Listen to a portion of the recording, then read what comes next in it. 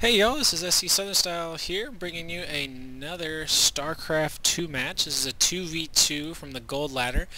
I am sorry, I do want to apologize for not uploading any videos in a while. The reason for that is I didn't want to upload any more videos until I got my new computer up and running, and as you can tell, the graphics is a little bit better than what it used to be. I'm now running on extreme as opposed to on low, so all of my videos from here on out will be brought to you in a much better, a much higher graphic setting, so we will be able to see the detail better. I mean, just look at those probes. Extreme hardcore mining right there. None of that low-tech stuff. Anyways, did get my new computer up. It is running with an ATI 6850 graphics card, and I am very, very pleased with it. So this, like I said, is a 2 versus 2 gold match on Scorched Haven. SC Southern Style myself in the bottom right, the purple Protoss with my teammate Richard, the kind of aqua Terran in the top right. I want to give a special shout out to Richard. Thank you again, sir, for helping me put together my computer and getting it running and everything. That was a huge help. So it is SC Southern Style and Richard versus Clearly OP, the blue Protoss in the top left, and Maverick, the red Terran in the bottom right. So this was on the gold ladder. The reason I wanted to cast this game is so there's some good transition strategy. Also, there's a couple of learning points here.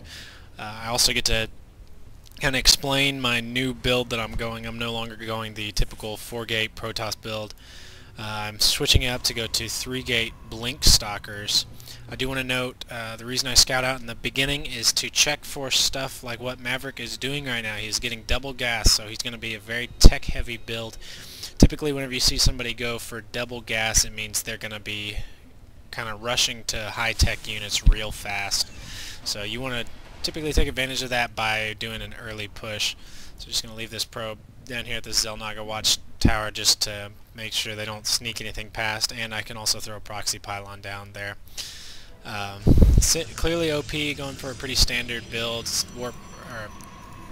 gateway with the cybernetics, as that is exactly what I am doing as well. Richard also going for a kind of standard with the quick engineering bay. Needs to get that SCV back to work. Also getting the orbital up as soon as possible. Maverick also has his orbital up, going for an engineering bay as well. Both only working off of one barracks at the current moment. Richard having the tech lab and working on his second barracks now. So Clearly OP also going for a heavy tech build, as you can see with the double gas already, and throwing down that Twilight Council as opposed to throwing down another gateway or more gateways, as I threw down 2 more gateways. So the variant on my build that I typically do is I will throw down a 4th gateway, but instead I will just be pumping off of 3 for a while, getting a very stalker heavy army, and we'll soon be working on Blink, researching Blink, so that my stalkers will have more mobility, and I'll be able to use that crazy Blink micro, which you'll see later in the match. Richard going pretty standard Marauder, going to be Marauder heavy for the moment. My suggestion here would just be make sure that you keep pumping out Marines as well. Marauders are good, but they are that much better whenever they're complemented with the Marines. So throwing down the reactor takes 50 seconds to build. Going to be a really long build time here. And Clearly OP, like I said, going for high tech. So he will be going for the Dark Shrine, and Maverick will be going dual factory. So he's going to need all that extra gas to be able to produce off of these 2 factories, because if he didn't have those 2 gases early, he would not be able to build off of that successfully. So Dark Shrine takes 100 seconds to build, very long build time. The reason for that being that I'm sure Blizzard didn't want people rushing to DTs basically as fast as possible. So I think we are getting ready to push out here in a little bit. Got my proxy pylon set up, but as does Clearly OP, he has his proxy pylon set. So here we go, gonna go ahead and move out. Looks like Richard will have concussive shells almost ready, stim pack already done. So for those of you who don't know, reason for proxy pylon is able to warp in units on the other half of the map essentially. So both Clearly OP and myself only working off of 3 warp gates here.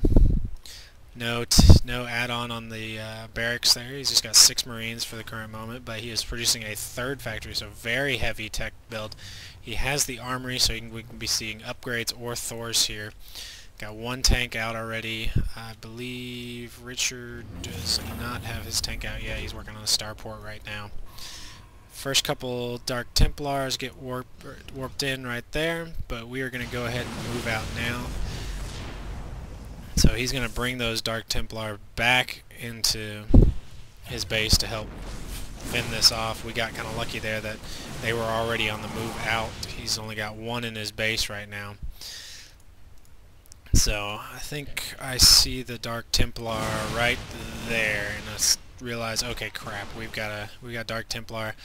I think at this point I'm yelling to Richard, scan, scan, scan, I need a scan. So I'm going to snipe the Dark Templar tower, and Richard is currently at 18 energy. So trying to kite the guys, our units away. So I'm in control of all the units right now. A little bit of misclick there, did not mean to hit attack.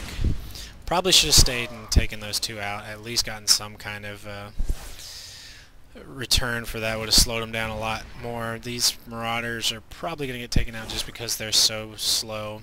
This Marauder actually able to make it out there. Still does not have a scan, but these units are going to safely make it back to the proxy pylon. But he's going to be sending these 5 Dark Templar over to our base, so we will be having some harassment. I'm going to kind of too late now, but throw down the robotics facility and the forge so I can maybe get a cannon up or get an observer to spot those.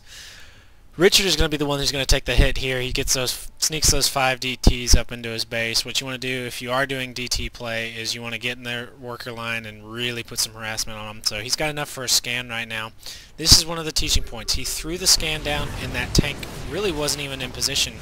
So he is just now getting hits off, and before we can even get any units in there, the scan is already gone. So that scan really didn't do anything. I mean, we got 27 life left on that DT, but really we could have used that more effectively, stopped these DTs from doing so much damage if we had gotten them with a scan the first time. So right now, chrono boosting out an observer, waiting for him to get enough for a scan, trying to keep those units away so that these don't just rack. I mean, they're just raking in kills right now. 8, 8, 6, 10 kills on that one.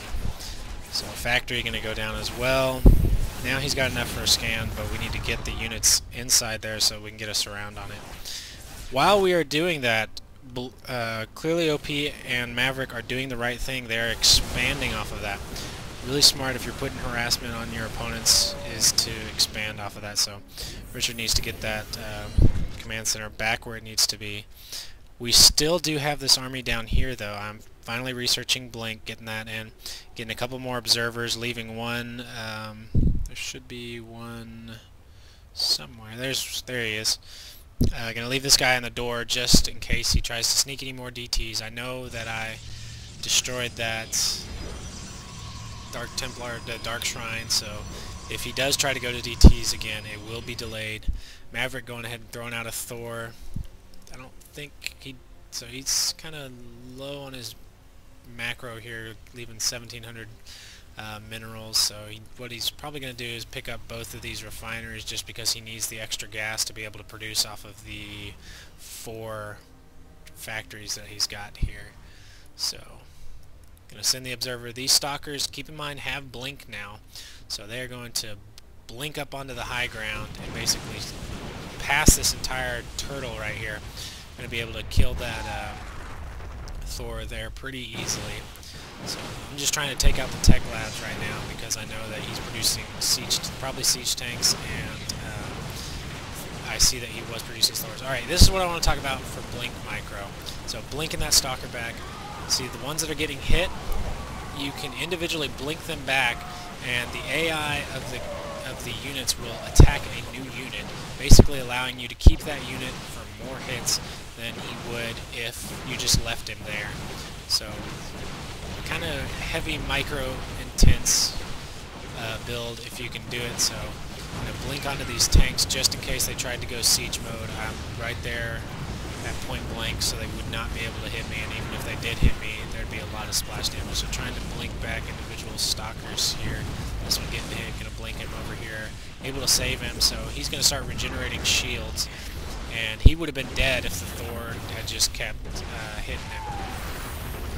So Blue is going to send in some of his own stalkers to try and clean this up. But this was definitely a lot of good harassment that we got on him. Since that DT harassment hurt Richard so hard, I decided, okay, you got to counter a harass with another harass. So these four, that one not going to make it, but these three will be able to blink down. Clearly OP stalkers do not have blink. So here's another example. So watch this one stalker. Gets down to 1 hit point. 1, 2, 3, 4 more shots. He got off 4 more shots and I was able to kill 2 more stalkers because I blinked him away. He was able to get 4 more shots off than he would have if he had just sat there and died. So anytime that you can save a unit to get more shots off is always in your advantage. So if you believe you have the micro ability to do this, I highly suggest this 3-gate stalker pressure. So clearly OP on his 3rd expansion right now. Richard and I are still only on 1 base each, and Richard slowly trying to build up his macro again after getting hit so hard, his economy getting hit so hard by the DT pressure in the beginning. But I know that we've got him pretty much on the ropes right now, and we had an army just sitting in our back and in our doorway just waiting to be massed up. So I'm going to go ahead and meet them head on here. Stem Marines and Marauders. I'm going to blink my stalkers back so that those Marines with the shorter range can get up front. They soak up some damage as well as they can hit all the units that are there. So I'm going to be able to clean this up pretty easily. My Templar tries to do a feedback, but I actually don't think he did any damage. He may have done 6 damage there. So this game was a good transition and good. We were able to kind of ward off the DT harassment, which is something that I kind of pride myself in that match. So clearly OP trying to go for a Colossus build there, while Maverick kind of didn't have much of a build left. He moved his factories down here in hopes of saving them. I was going to have 2 more warp gates to turn in to get some more stalkers out. Richard was pretty much just going Marine Marauder. After that harassment, that's pretty much all we could go from that, so we had to put the pressure on them before they macroed up and got some really high-tech units to really take us out. So I think that was a really good game. I was proud of that game, able to ward off the DTs and punch back with my own harassment, show you guys a little bit of the Blink Stalker micro build. Hope you guys enjoyed it, and I will see you next time. It's SC Southern Style signing out.